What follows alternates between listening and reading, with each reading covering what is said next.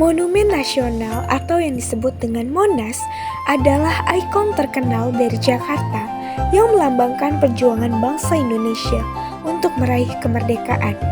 Namun, tahukah kalian sejarah pembangunan Monas yang penuh dengan kontroversial? Yuk kita bahas.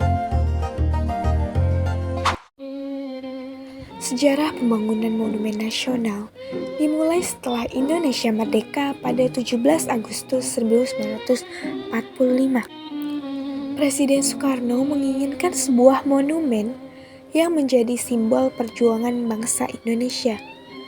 Monumen nasional ini direncanakan sebagai representasi kebesaran bangsa dan sebagai tanda penghormatan terhadap para pahlawan yang telah berjuang.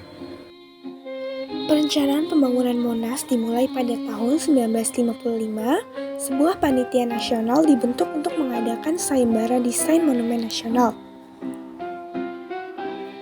Sayembara ini dilakukan pada 2 kali, pertama pada 1956 dan yang kedua 1960. Dari kedua sayembara ini, desain karya arsitek Friedrich Silaban ini dipilih, namun karena desainnya dinilai terlalu besar dan mahal untuk dibangun, panitia kemudian mengadakan sayembara kembali untuk menentukan desain yang tepat. Pada akhirnya, desain Sudarsono, seorang arsitek yang menggabungkan konsep obelisk dengan lingga dan yoni yang melambangkan kesuburan dalam budaya Indonesia ini, dipilih. Pembangunan Monas dimulai pada 17 Agustus 1961 bertepatan dengan Hari Kemerdekaan Indonesia yang ke-16. Peletakan batu pertama dilakukan oleh Presiden Soekarno sendiri.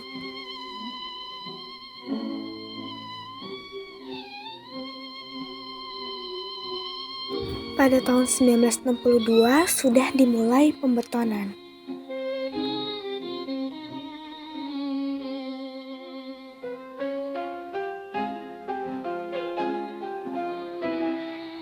Pada tahun 1963 pengecoran beton 16 kolom dan 1964 pelataran puncak sisi selatan, dan juga Soekarno berkunjung ke Monas untuk melihat progres pembangunan Monas. Nah, ini adalah pemasangan marmer dan anggaran awalnya untuk pembuatan Monas ini adalah 100 juta. Namun saat selesai pada 1975, totalnya menjadi 7 miliar. Biaya dari tahun 1961 sampai 1968 sepenuhnya adalah sumbangan dari rakyat, tambah pebisnis yang melakukan patungan.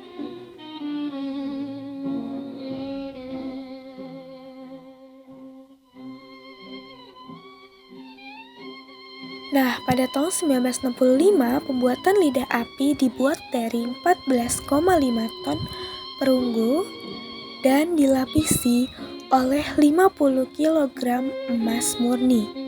Namun, tahun ini terjadinya peristiwa G30S PKI dan terpaksa pembangunan harus ditunda untuk sementara waktu.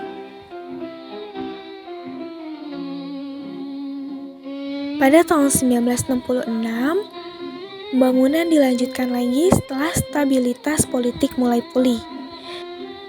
Pengerjaan struktur monumen ini dilanjutkan hingga 1975 pembangunan memasuki tahap akhir. Pada tahap ini juga dilakukan perbaikan dan penyempurnaan terhadap taman sekitar monumen.